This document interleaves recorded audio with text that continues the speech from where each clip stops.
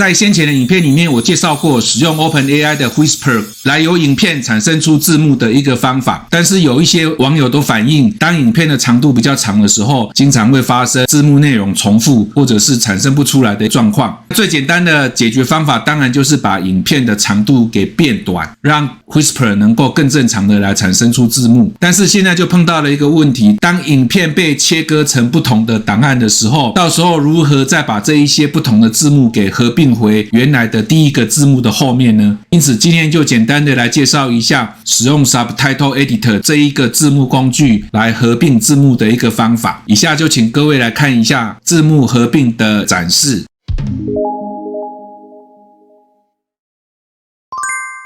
现在我已经进入了 Subtitle Editor 了。首先就是先把字幕档给打开，来使用我上一个影片的字幕档，它是中文的字幕。然后接着我再从点击右边把影片给载入进来。